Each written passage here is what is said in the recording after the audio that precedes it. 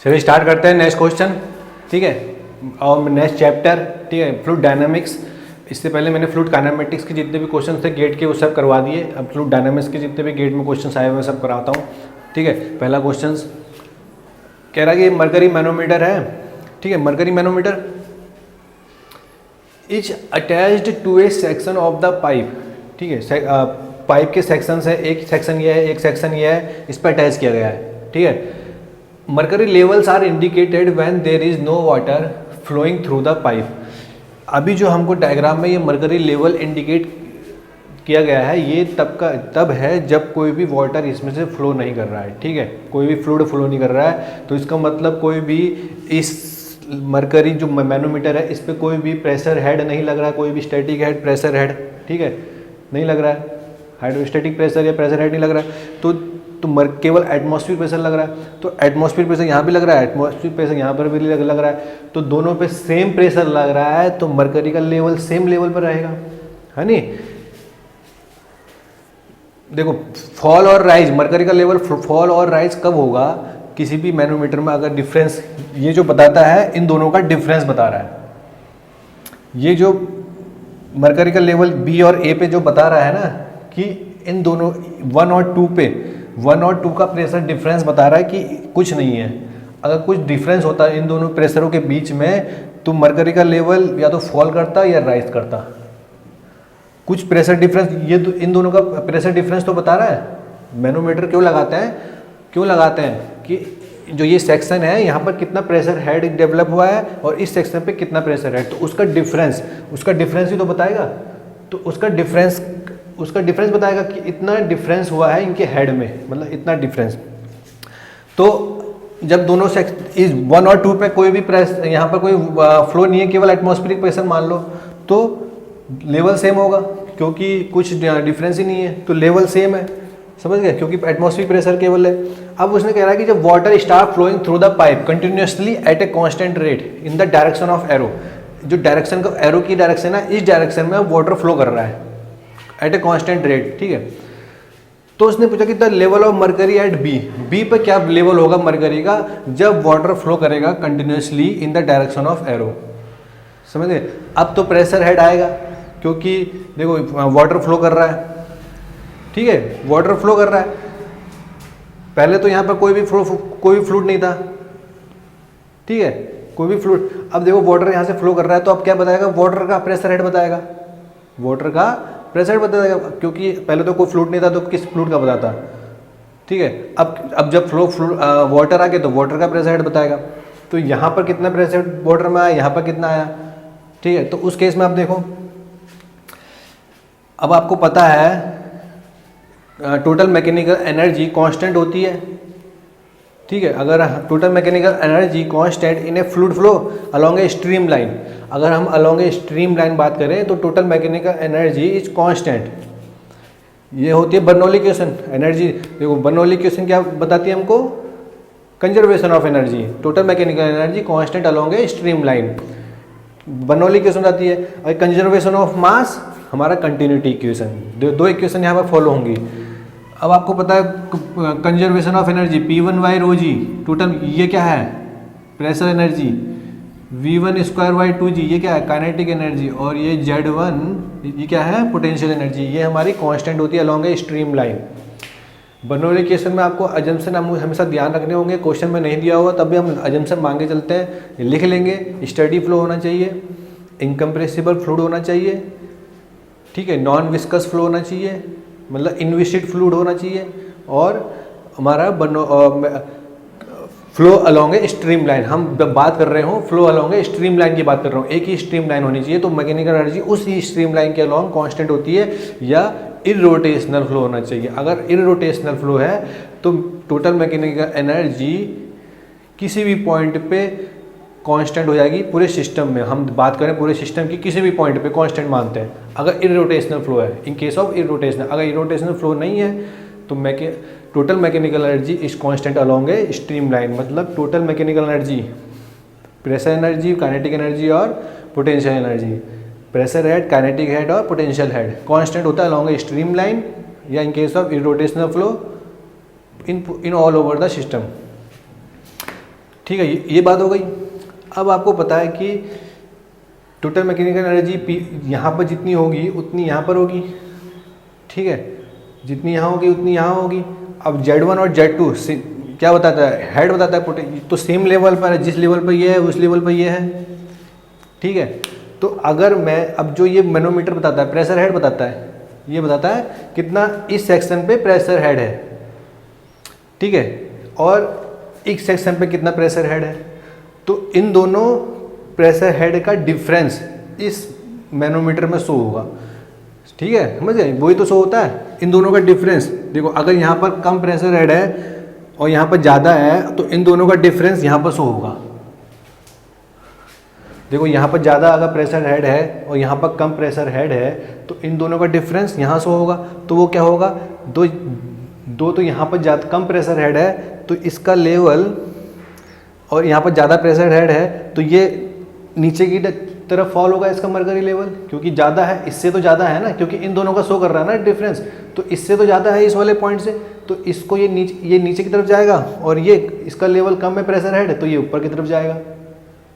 तो उन दोनों का डिफरेंस यहाँ पर शो होगा, तो ये यहाँ पर आएगा और यहाँ पर आएगा, तो जो डिफरेंस आया वो इन दोनों सेक्शन का डिफरेंस बताएगा, प्रेशर हेड का डिफरेंस बताएगा, समझे। तो हमको क्या निकालना है, प्रेशर कहाँ पर ज़्यादा है कहाँ पर कम है ये पता करना है, ठीक है। अब कंटिन्यूटी क्वेश्चन आपको पता है, A1 V1 = A2 V2 in case of incompressible flow, conservation of mass. तो एरिया क्रॉस सेक्शन A1 का एरिया क्रॉस सेक्शन का एरिया क्रॉस सेक्शन A1 कम है, A2 ज़्यादा है, तो V1 ज़्यादा होगा, क्योंकि कंटिन्यूटी क्वेश्चन हमको फॉलो करवानी है तो V1 ज़्यादा होगा, ठीक है।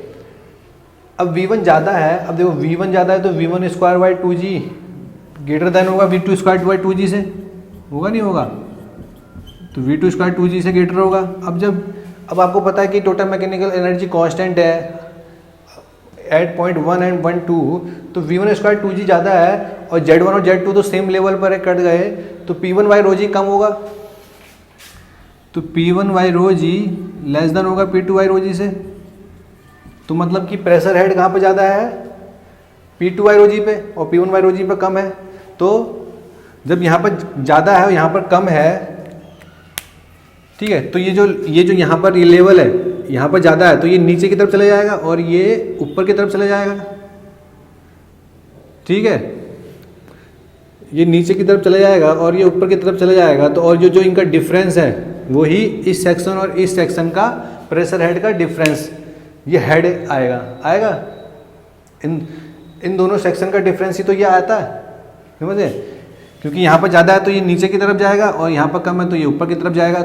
तो level of mercury at b rise होगा ना, अपने इनिशियल पोजीशन से राइज होगा, ठीक है।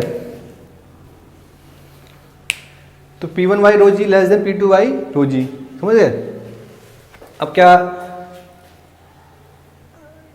अब देखो इसमें मैंने क्या माना था, स्टेडी फ्लो है, इनकम्प्रेसिबल फ्लूइड है, नॉन विस्कस फ्लो है, ये सब चीज़ें हम क्या कहते हैं जब बर्नौली क्वेश्चन लगाते हैं ना तो ये सब चीज़ें हम कांस्टेंट मानते हैं, ठीक है। In case of ideal fluid है, ठीक है। रियल फ्लूइड के केस में क्या होता है, लॉसेज आ जाते हैं। लॉसेज कौन कौन से आते हैं, फ्रिक्शनल लॉस आ गया, जो पाइप पे फ्रिक्शनल लॉस होता है, और जो फ्लूइड की वजह से जो फ्रिक्शनल लॉस होता है, विस्कस फ्लो जो होता है, ठीक है। और आपका जब ये इस सेक्शन से इस सेक्शन की तरफ जाएगा, ठीक है, तो माइनर लॉस आते हैं। माइनर लॉस कौन से, मतलब कि abrupt change in cross section हो जाता है, ठीक है।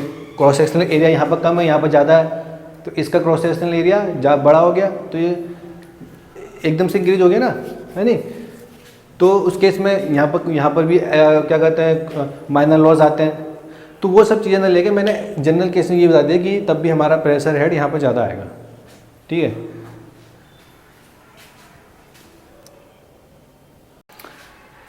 चलिए नेक्स्ट क्वेश्चन करते हैं, गेट का क्वेश्चन है, ठीक है। Water flows through a pipe of diameter, ठीक है, वाटर ये पाइप है जिसका डायमीटर 0.3 मीटर है। What would be the velocity v for the condition shown in the figure below, क्या होगी वेलोसिटी v,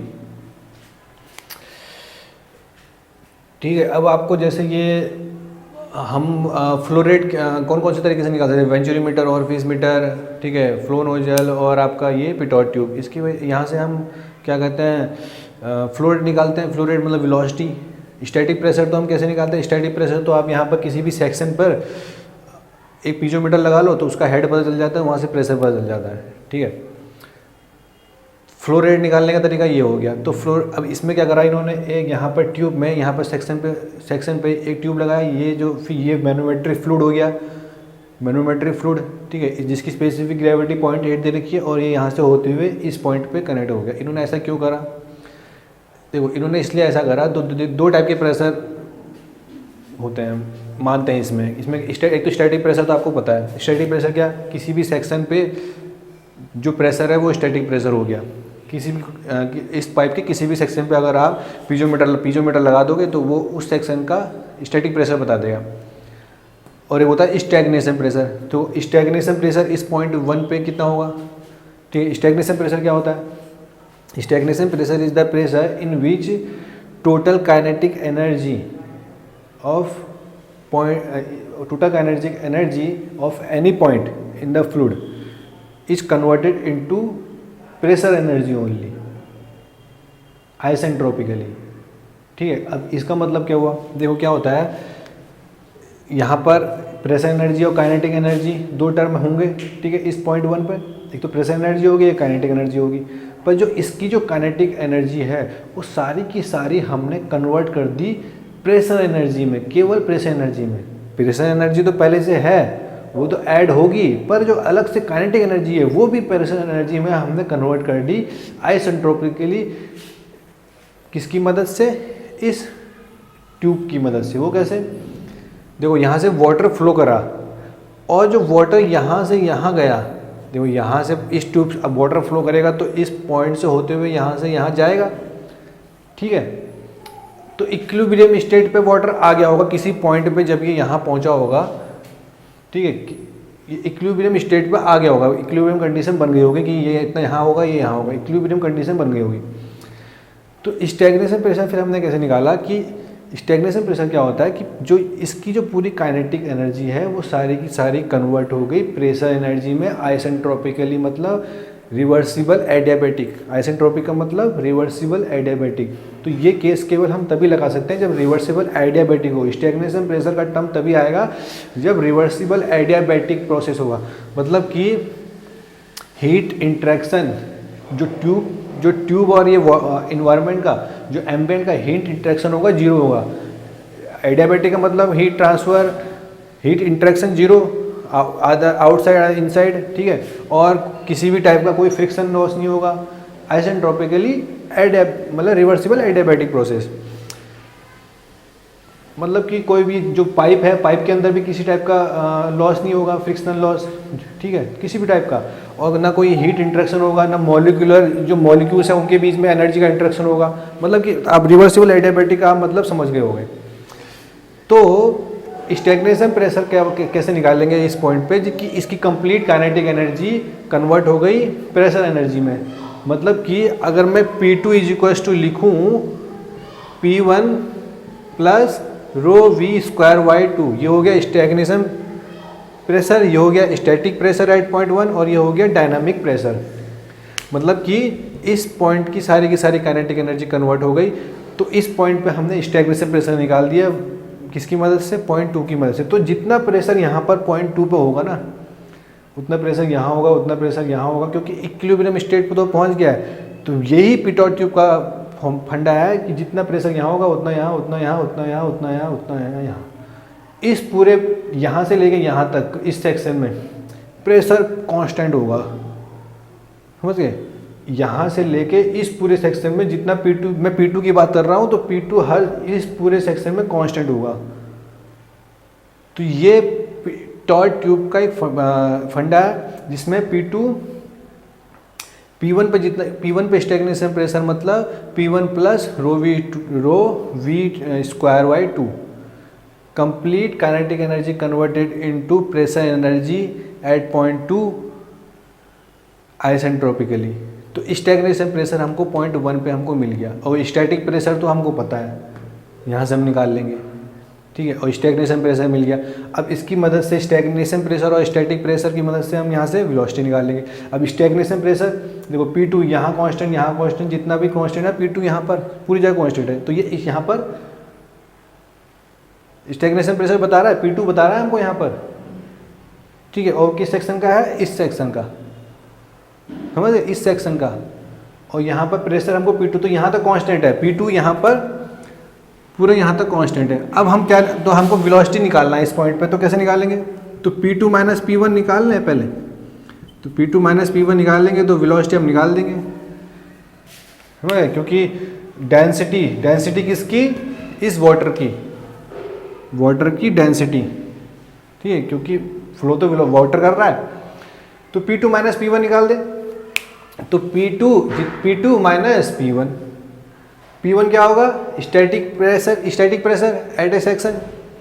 तो यहाँ तो आपको पता कैसे निकालते हैं, देखो अब देखो जितना प्रेशर यहाँ पर उतना यहाँ, उतना यहाँ, उतना यहाँ, मैं मान लेता हूँ कि ये देखो 0.1 हो गया,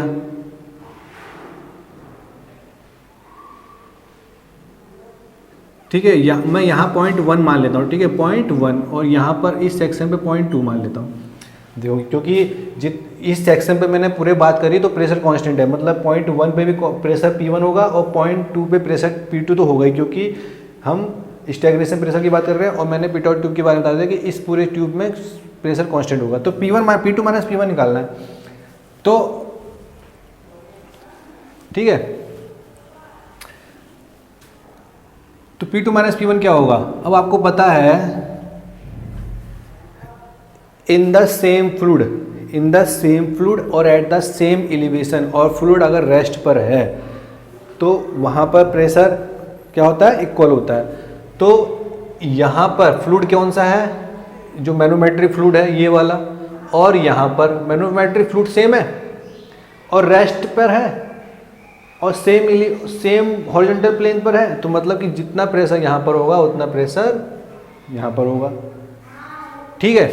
तो मैं यहाँ पर प्रेशर इक्वल कर दूँ तो कितना होगा, देखो P1, मैंने यहाँ प्रेशर P1, ठीक है, P1, और इसकी ये जो यहाँ पर हाइट है मैं मान लेता हूँ L1, और इसकी हाइट यहाँ पर L1 है, देखो L1, इतनी हाइट जो ये यहाँ से थोड़ा सा ऊपर हुआ है ना, यहाँ पर मैं हाइट L1 मान लेता हूँ, और मैंने वॉल पे प्रेशर P1 है और इस वॉल पे प्रेशर P2 है, तो P1 प्लस, क्योंकि इतना हाइट किसका है, ये वाटर का है, ये वाटर की हाइट है, तो ρWgL1। अब देखो ऊपर की तरफ जा रहे हैं तो प्रेशर घटता है, तो P1 minus ρWgL1 is equal to ये कौन सा दूसरा फ्लूइड आ गया। तो पहले तो क्योंकि मैंने इसलिए L1 हाइट मान ली क्योंकि दूसरा फ्लूइड था, ठीक है, तो L1 हाइट मैंने यहाँ से यहाँ तक मान ली, L1 क्योंकि पहले वाटर था, अब यहाँ से दूसरा मैनोमेट्रिक फ्लूइड आ गया जिसका स्पेसिफिक ग्रेविटी 0.8 दे रखी है, तो इसकी डेंसिटी क्या होगी, आपको पता है स्पेसिफिक ग्रेविटी क्या होता है, specific gravity of the fluid और डिवाइडेड बाय स्पेसिफिक ग्रेविटी क्या होता है, डेंसिटी ऑफ द फ्लूइड और divided by density of the standard fluid. Standard fluid कौन सा, वाटर, तो डेंसिटी ऑफ द फ्लूइड क्या निकल के आया, 1000 मल्टीप्लाइड बाय 0.8 मतलब 800, तो डेंसिटी इस फ्लूइड की डेंसिटी कितनी होगी, 800। तो इस सेक्शन, अब यहां से दूसरा फ्लूइड चालू हो गया, माइनस रो कोई सा भी फ्लूइड मान लो, ठीक है, और जी, और हाइट तो पता है 0.3 मीटर है, ठीक है। तो मतलब कि आप मेरे को यहाँ पर प्रेशर पता, इस यहाँ से इस सेक्शन से मेरे को प्रेशर मैंने निकाल लिया। अब मैं इस सेक्शन का प्रेशर निकाल दूंगा जो इसके इक्वल होगा, क्योंकि यहाँ पर प्रेशर तो इक्वल है ना, यहाँ पर प्रेशर निकाल रहा हूँ मैं, यहाँ पर तो मैंने प्रेशर ये निकाला, अब यहाँ पर प्रेशर निकालता हूँ जो इक्वल होगा, तो कितना होगा P2 और माइनस रो, देखो मैंने L1 लिया तो मैं यहाँ पर भी L1 हाइट तक लूँगा और वाटर ही है, ρWgL1 मैंने इसलिए लिया ना क्योंकि ये कैंसिल हो जाएगा, इसलिए समझ गए, ρWgL1 से ρWgL1 कैंसिल हो जाएगा। और माइनस यहाँ पर भी देखो, मैं क्योंकि अगर मैं लेता तो यहाँ से लेके यहाँ तक पूरा सेम वाटर था, है नहीं, P2 से इस वॉल के सेक्शन से यहाँ तक सेम वाटर ही था, तो मैं पूरा ले लेता, पर मैंने लिया नहीं क्योंकि अलग अलग ले लिया मैंने, तो रो डब्ल्यू जी L1 क्योंकि L1 से L1 कट जाएगा, और ऐसे ही रो डब्ल्यू जी, और यहाँ से यहाँ तो पता ही है आपको 0.3 है, ठीक है। अब देखो ये इससे कट गया नहीं कट गया। अभी हमको निकालना क्या है, P2 माइनस P1, देखो P2 माइनस P1 निकालना है, तो P2 माइनस P1, अब ये उस साइड चला गया, rho W G 0.3 minus rho F G 0.3, ठीक है। तो जी और 0.3 कॉमन ले लिया, तो rho W density of the water और डेंसिटी ऑफ द फ्लूइड, अब ये हो गया 9.81, 0.3, डेंसिटी ऑफ द वाटर कितनी है 1000 और डेंसिटी ऑफ द फ्लूइड कितनी है 800, तो यहाँ से कितना आ गया प्रेशर डिफरेंस, कितना आ गया P2 माइनस P1 कितना आ गया, 200, यह आ गया 588.6, आ गया नहीं आ गया, न्यूटन पर मीटर स्क्वायर। अब यहाँ से हम इसको निकाल देंगे, देखो P2 कितना 0.6 half density of the water, क्योंकि वाटर का फ्लो हो रहा है, तो डेंसिटी ऑफ द वाटर 1000 और V स्क्वायर, तो कितना आएगा, तो ये कहाँ कितना आ गया, वेलोसिटी ऑफ द वाटर कितनी आ गई 1.085 मीटर पर सेकेंड, समझ गए। चलो इसका ना दूसरा तरीका बताता हूँ, ठीक है। वो तरीका छोटा तरीका है, इसमें आपको पता ही है, तो जनरल तरीका है ये, तो आपको प्रेशर आपको जब निकालना होता है लेवल पे प्रेशर कांस्टेंट करते हैं, सेम फ्लूइड होना चाहिए, स्टैटिक होना चाहिए और एक ही हॉरिजॉन्टल प्लेन पे होना चाहिए, तो वहाँ पर प्रेशर कांस्टेंट कर देते हैं, और दोनों का प्रेशर दोनों दो मैनोमीटर है, और उस सेक्शन प्रेशर कांस्टेंट करके इक्वल करके और हम प्रेशर डिफरेंस निकाल लेते हैं, ठीक है।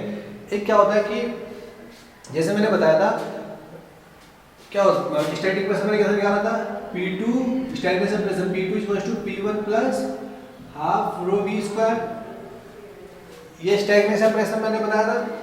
तो मैं अगर इसको रो जी से डिवाइड करूं, ये भी चीज होती है ना, ये भी होता है P2 P1 बाय रो जी, ये तो जनरल फॉर्मूला है ना, P1 स्क्वायर बाय 2G, तो P2 by rho g pressure P1 by rho g plus V1 square by 2G, ठीक है। अब P2 minus P1 divided by rho g is equals to V square by 2G, ठीक है। तो P2 minus P1 by rho जी क्या हो गया, head देता है P2 बाय रो जी, देखो P इक्वल्स टू क्या होता है रो जी H, ठीक है, रो जी H होता है, तो H, तो यहाँ से क्या आएगा H2 माइनस H1, H2 क्या है B2 बाय रो जी और माइनस P1 बाय रो जी, तो H2 माइनस H1 मतलब कि डिफरेंस ऑफ हेड, तो V स्क्वायर बाय 2G, तो V स्क्वायर इक्वल्स टू क्या हो गया, V स्क्वायर क्या हो गया 2G H2 माइनस H1, तो H2 माइनस H1 क्या होता है प्रेशर हेड का डिफरेंस, मतलब कि P2 पे कितना प्रेशर हेड जनरेट हुआ और P1 पे कितना हुआ और उसका डिफरेंस, तो उसका डिफरेंस तो आपको निकालना है, तो यहाँ से V स्क्वायर क्या हो गया, अगर मैं 2G डेल्टा H, ठीक है। अब ये कैसे निकलेगा, अब देखो यहाँ पर आपको पता है मैनोमीटर है, डिफरेंशियल मैनोमीटर, ठीक है। तो मैनोमीटर की रीडिंग आ गई, मैनोमीटर की जो रीडिंग है वो हमको बता देती है कि इतना मैनोमीटर में रीडिंग है, तो यहाँ से आप निकाल सकते हो। अब देखो मैनोमीटर में कितनी रीडिंग आई है, इस P2 की हो गई और ये इस P1 की हो गई, तो कितनी रीडिंग आई है 0.3 मीटर आई है, 0.3 मीटर रीडिंग आई है। तो यहाँ से जो हेड निकलता है ना H,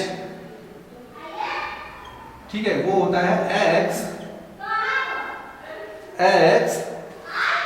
1 minus rho F divided by rho W, ठीक, एक तो ये फॉर्मूला, ठीक है, या और X rho F divided by rho W minus 1, या ये फॉर्मूला, समझे। अब मैंने दो क्यों लिखे हैं, देखो जो मैनोमेट्रिक फ्लूइड होता है ना वो हमेशा ऊपर के तरफ आएगा, मतलब कि न्यूमरेटर में वो वही रहेगा जो मैनोमेट्रिक फ्लूइड होगा, और डिनोमिनेटर में कौन सा फ्लूइड होगा, जो फ्लो कर रहा होगा वाटर पाइप में। ठीक है, तो मैनोमेट्रिक फ्लूइड ऊपर रहेगा। अब क्या होता है किसी किसी में भाई मैनोमेट्रिक फ्लूइड में जो जैसे इस केस में जो मैनोमेट्रिक फ्लूइड है उसकी डेंसिटी 800 है और जो वाटर है उसकी डेंसिटी 1000 है। तो मतलब कि 800 और 1000, तो अगर मैं 800 डिवाइडेड बाई 1000 करूँगा तो लेस देन 1 आएगा, और जब लेस देन 1 आएगा तो 1 माइनस, तो पॉजिटिव वैल्यू आएगी एच की। ठीक है, पर अगर मैं यहाँ पर रखूँगा 800 डिवाइड बाई 1000 करूँगा और लेस देन 1 आया और -1 करूँगा उसमें से, तो निगेटिव वैल्यू आएगी। तो इस केस में यहाँ पर रख नहीं सकता हूँ, तो केवल ये वाला यूज करूँगा। पर कभी कभी क्या होता है कि जो मैनोमेट्रिक फ्लूइड है वो जो वाटर है उससे ज़्यादा उसकी डेंसिटी है। जैसे मरकरी की डेंसिटी होती है 13600 और इसकी है 1000, तो मैं यहाँ पर जब रखूँगा उसको 13600 डिवाइडेड बाई 1000, तो ग्रेटर देन 1 आएगा, और जब ग्रेटर देन 1 आएगा और 1 माइनस ग्रेटर देन 1 से करूँगा तो निगेटिव वैल्यू आएगी। तो निगेटिव वैल्यू आएगी तो निगेटिव वैल्यू तो हो नहीं सकती, तो फिर हम यहाँ पर उसको रखेंगे। तो 13600 डिवाइड बाई 1000 -1 करेंगे तो पॉजिटिव वैल्यू आएगी, तो पॉजिटिव। तब दोनों केस इसलिए हम दोनों चीज़ यूज करते हैं। तो जो तो हम देखते हैं कि कौन सा वाला मैनोमेट्रिक फ्लूइड है। तो यहाँ से हम डेल्टा एच निकाल लेंगे। अब एक्स क्या होता है, एक्स होता है जो मैनोमीटर रीडिंग है, जो रीडिंग हम इसमें निकल के आई। कितनी रीडिंग आई है, 0.3 मीटर। कितनी रीडिंग आई है, 0.3 मीटर। तो यहाँ से अगर मैं 0.3 मीटर रखूँ और 1 माइनस 800 डिवाइडेड बाई 1000 करूँ तो कितना आएगा, 0.06 मीटर आएगा। अब यहाँ से b इक्वल टू क्या हो गया, √2gh हो गया। तो 2 कितना आएगा, 9.81 और 0.06 कितना आएगा, देखो उतना ही आएगा। कितना, 1.084 जैसे इससे पहले वाले मैंने निकाला था वही आएगा 1.084 मीटर पर सेकेंड। ठीक है, दो तरीके हैं। अब ये थोड़ा जल्दी देने वाला तरीका है। ठीक है, इसमें कुछ ये याद होना चाहिए आपको, √2gh निकाल दो आराम से निकल आएगा। मतलब पर वो चीज़ मैंने आपको पूरा डिटेल में समझाया है एक्सप्लेनेशन करके। ठीक है।